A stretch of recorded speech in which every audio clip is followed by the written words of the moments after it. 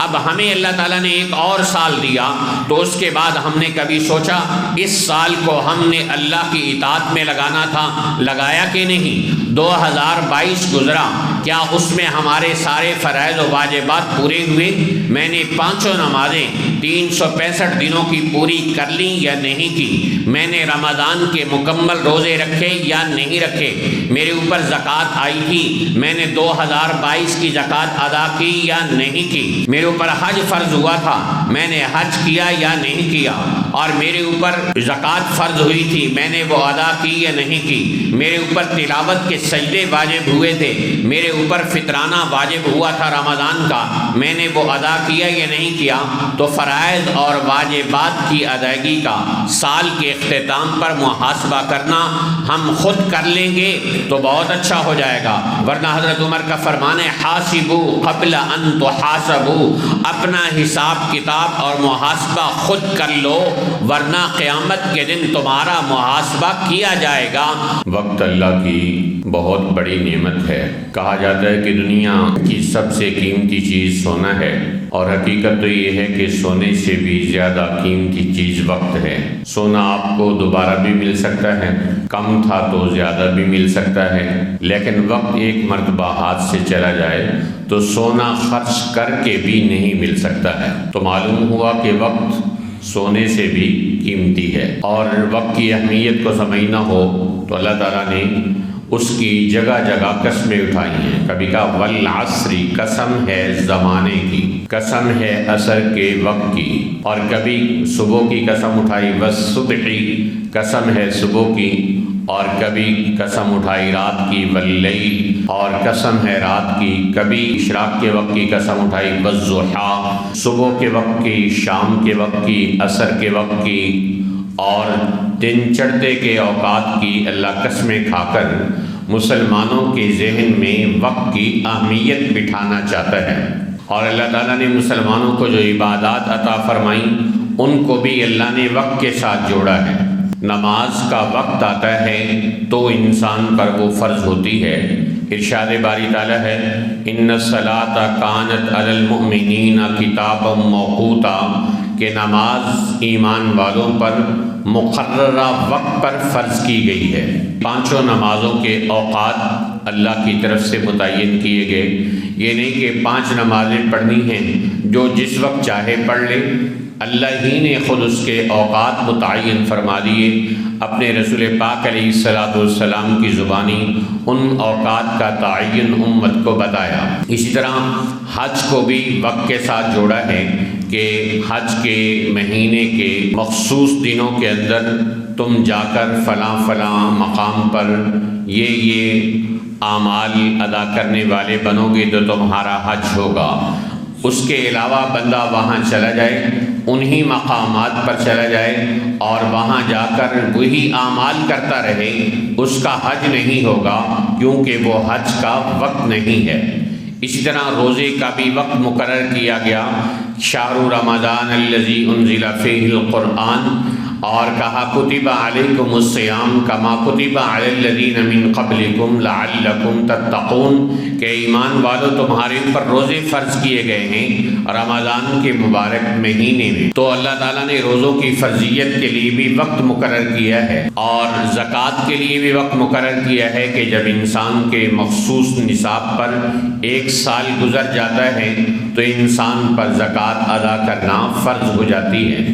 اب آپ اندازہ کریں کہ شریعت نے بہت سارے احکامات کو وقت کے ساتھ جوڑ کر مسلمان کے ذہن میں وقت کی اہمیت اور عظمت بٹھانا چاہیے۔ شب قدر کو بھی اللہ نے وقت کے ساتھ جوڑا ہے کہ رمضان کے آخری عشرے کی تاک راتوں میں تم وقت کو شب قدر کو تلاش کرنے والے بنو۔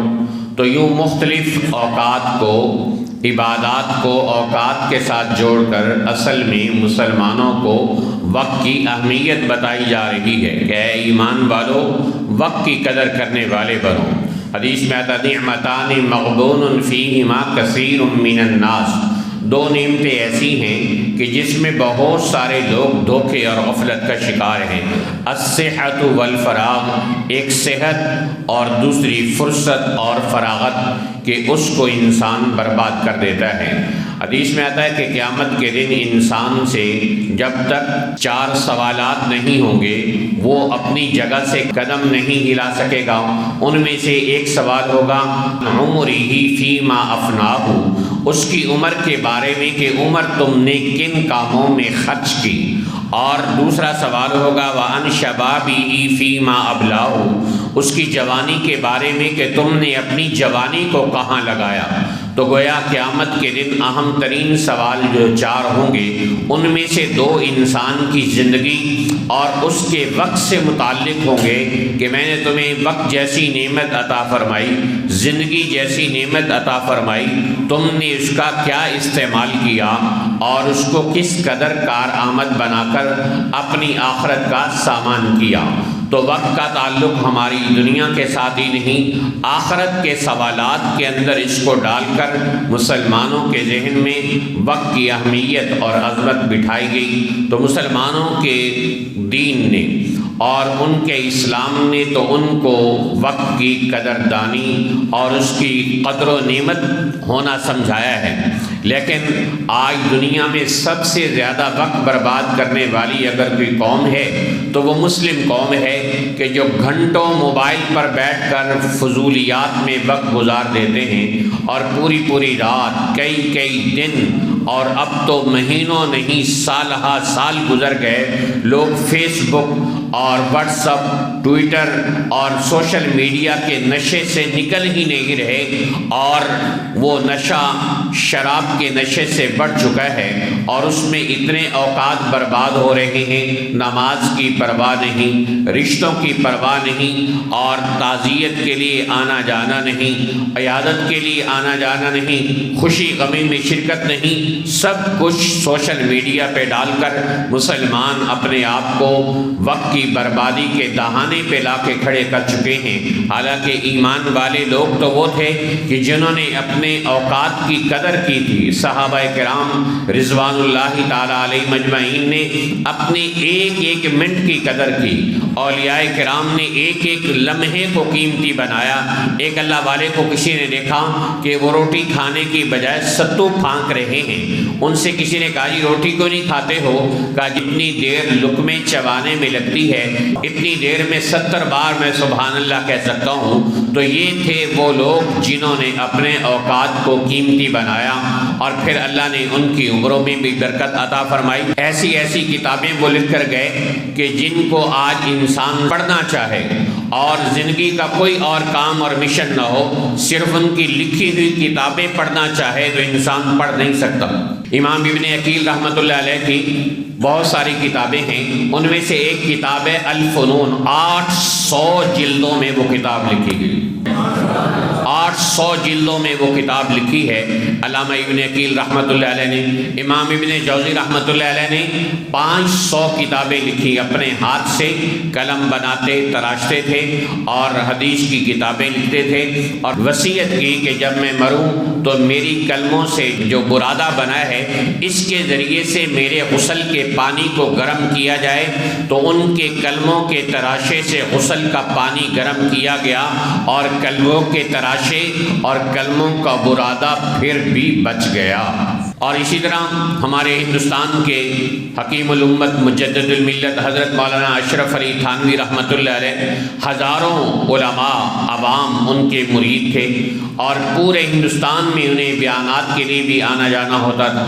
ان کی خانقاہ شریف میں بھی ہزاروں لوگ آتے تھے استفادے کے لیے۔ اس کے باوجود انہوں نے اس زمانے میں اپنے ہاتھ سے، جب قلم بھی خود تراشنا پڑتا تھا اور ہر مرتبہ قلم کو سیاہی میں ڈبو کر لکھنا پڑتا تھا، اس زمانے میں مولانا اشرف علی تھانوی رحمۃ اللہ علیہ نے اپنے ہاتھ سے 1800 کتابیں لکھی۔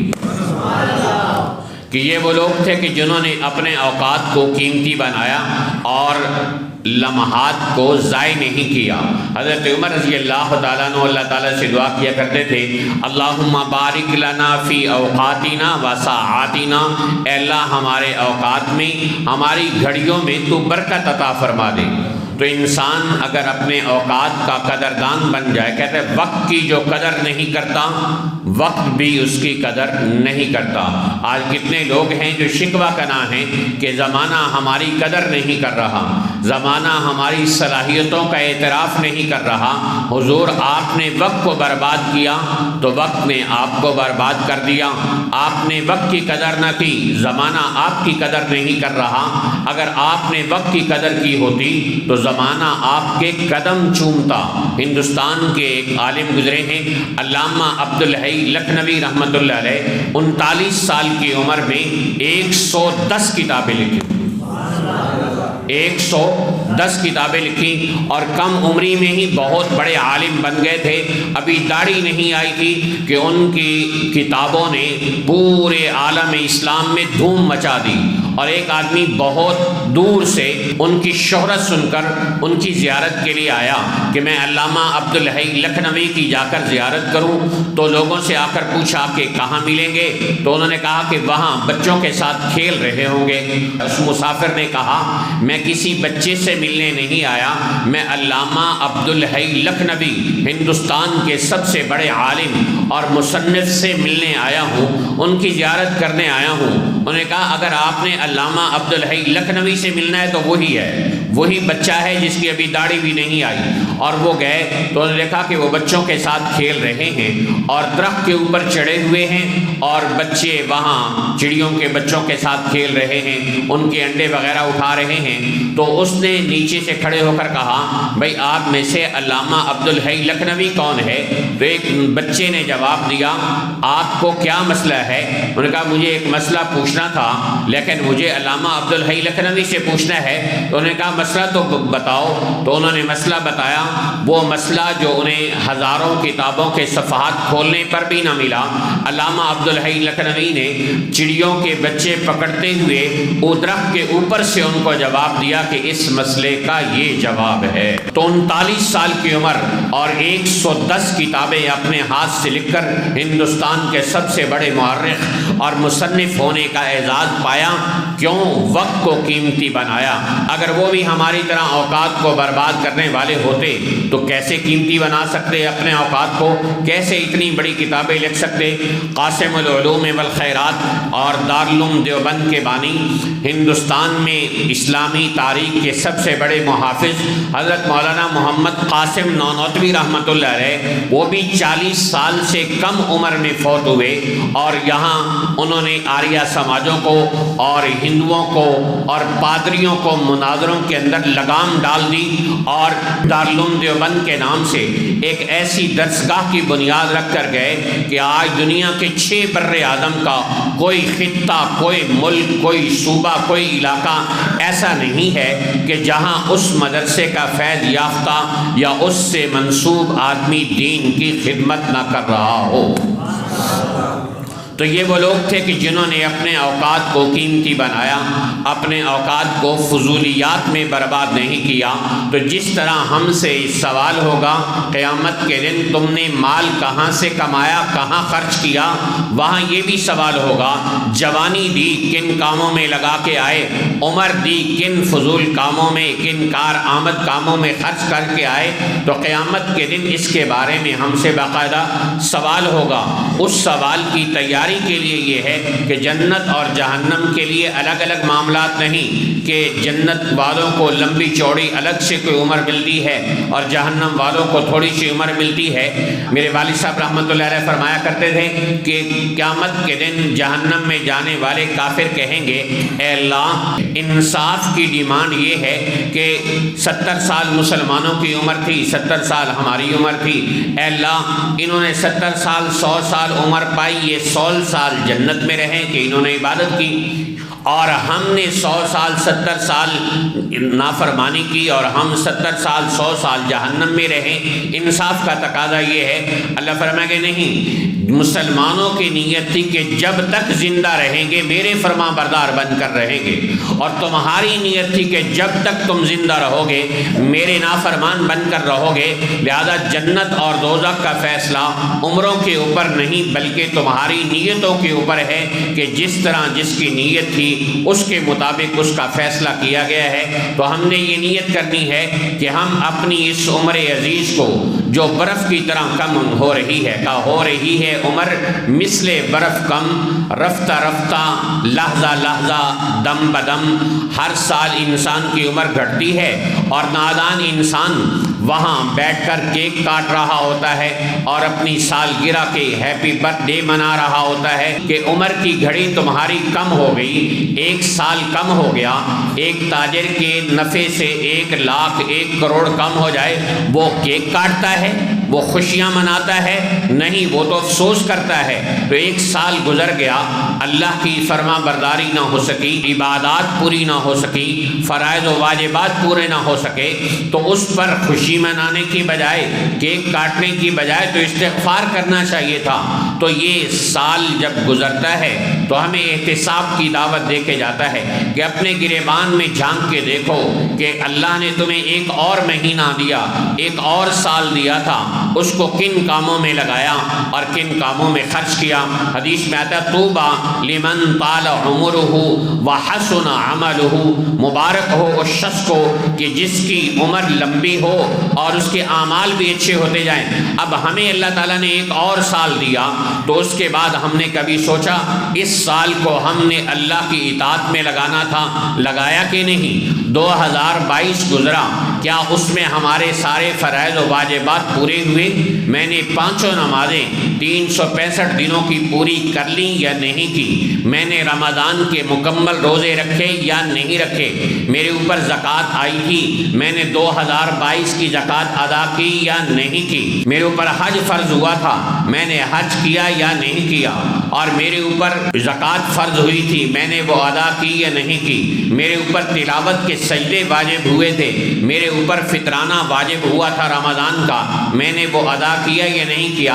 تو فرائض اور واجبات کی ادائیگی کا سال کے اختتام پر محاسبہ کرنا ہم خود کر لیں گے تو بہت اچھا ہو جائے گا، ورنہ حضرت عمر کا فرمان ہے حاسبوا قبل ان تحاسبوا، اپنا حساب کتاب اور محاسبہ خود کر لو، ورنہ قیامت کے دن تمہارا محاسبہ کیا جائے گا، اور حساب کرنے والا وہ اللہ ہوگا کہ لا یخفی منکم خافیہ، جس سے کوئی چیز چھپ نہیں سکتی۔ فمن یعمل مثقال ذرۃ خیرا یرہ ومن یعمل مثقال ذرۃ شرا یرہ، کوئی خیر کا ذرہ برابر عمل کیا ہوگا وہ بھی سامنے آ جائے گا، اور جو شر کا ذرہ برابر کوئی عمل کیا ہوگا برائی کا وہ بھی سامنے آ جائے گا۔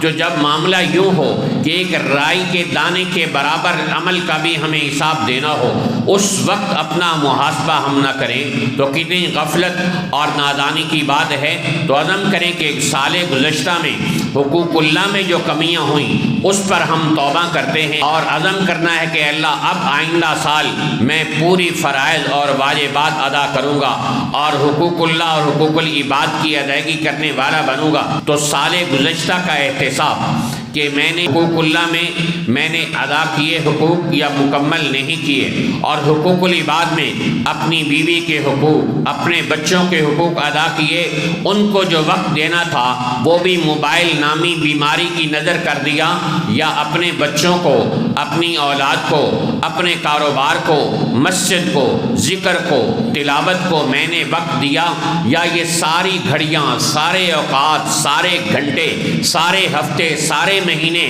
اور کئی سال سوشل میڈیا کی فضولیات اور اس کی ٹرولنگ کی نظر ہو گئے، اور میں اللہ کے سامنے کیا جواب دوں گا؟ میرا اللہ جب قیامت کے دن مجھ سے پوچھے گا اے میرا بندہ تجھے جوانی دی، تجھے ہوش دیا، وقت دیا، عمر دی، صحت دی، بتا کن کاموں میں خرچ کر کے آیا ہے؟ تو اپنے گریبان میں جھانک کے دیکھیں، کیا ہم اللہ کو جواب دے سکیں گے اے اللہ تیری وقت جیسی دی ہوئی نعمت کو ہم صحیح استعمال کر کے آئے ہیں؟ نہیں میرے محترم بھائیوں، تو وقت ہے کہ ہم احتساب کریں کہ گزشتہ سال جو اختتام پذیر ہو گیا اس میں ہم نے حقوق اللہ اور حقوق العباد کے اندر کیا کوتاہی کی، اگر مکمل ادا ہو گئے تو اس پر اللہ کا شکر ادا کرنے والے بنے کہ ہمارا اخلاق پچھلے سال سے بہتر بنا یا نہیں بنا، ہماری نماز گزشتہ سال کے مقابلے میں اچھی بنی یا نہیں بنی، اور ہماری تلاوت پچھلے سال کے مقابلے میں زیادہ ہوئی یا نہیں ہوئی، ہمارا ذکر کا ٹائم پچھلے سال کے مقابلے میں بہتر ہوا یا نہ ہوا۔ تو اس پر احتساب کرنا، خود سوچنا، اپنی کمیاں نکالنا، اور نکالنے کے بعد توبہ کرنا۔ حدیث میں آتا التائب من الذنب کمن لا ذنب لہ، گناہ سے توبہ کرنے والا ایسا ہے جیسا اس نے گناہ کیا ہی نہ ہو۔ تو سال گزشتہ کے حقوق العباد میں جو کوتاہی ہوئی، حقوق اللہ میں جو کوتاہی ہوئی، فرائض و واجبات میں جو کوتاہی ہوئی، اس پر توبہ کرنے والے بنے کہ اللہ ہمیں معاف کر دے، اور آئندہ کے لیے عزم کریں کہ اللہ میں عزم کرتا ہوں کہ جو نیا سال تو میری زندگی میں داخل کرے گا، اس سال میں کوئی ایک فرض نماز بھی نہیں چھوڑوں گا، اور رمضان کا ایک روزہ بھی نہیں چھوڑوں گا۔ اگر میرے اوپر زکوٰۃ فرض ہوگی، حج فرض ہوگا، تو میں زکوٰۃ بھی دینے والا بنوں گا اور حج بھی کرنے والا بنوں گا۔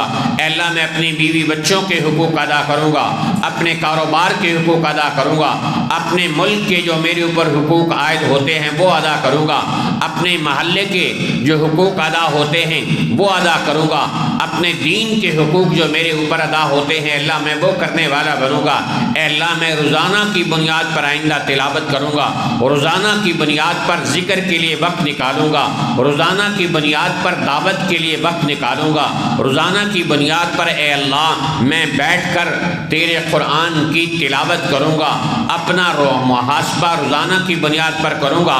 تو یوں اگر انسان اپنا محاسبہ کرنا شروع کر دے اور عزم کر لے، اور اس عزم کے بعد پھر اللہ سے دعا مانگے، اے اللہ میں کمزور ہوں، تو نے خود قرآن میں کہا خلق الانسان ضعیفا، انسان کمزور پیدا کیا گیا ہے۔ اے اللہ میں کمزور، میرا عمل کمزور، میرا عزم کمزور، اے اللہ کمزوروں کی تو ہی مدد کرنے والا ہے۔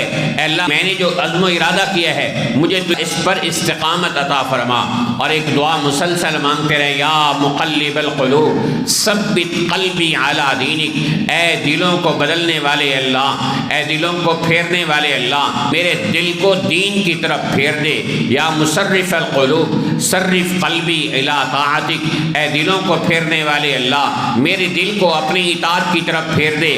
آئندہ سال کا ایک لمحہ 365 دنوں کا ایک دن اے اللہ تیری نافرمانی میں نہ ڈوبے، اس کا میں ارادہ کرتا ہوں، اور تو مجھے اس کے لیے استقامت عطا فرما۔ تو یہ ہے مسلمان کہ سال کا وقت آتا ہے تو مسلمان احتساب کرتا ہے، آئندہ کے لیے عزم کرتا ہے، اور کیا کھویا اور کیا پایا تاجر کی طرح بیٹھ کر حساب کرتا ہے، میں نے کیا کھویا اور کیا پایا ہے۔ اللہ تعالیٰ کی ذات سے دعا ہے کہ اللہ تعالیٰ آنے والے سال کو امت مسلمہ کے لیے، میرے اور آپ کے لیے ترقیوں کا، عزت کا، صحت کا، دولت کا، راحت کا، عافیت کا، اور دنیا میں خلافت کے نظام کے زندہ ہونے کا ذریعہ بنائے۔ وآخر دعوانا ان الحمد للہ رب العالمین۔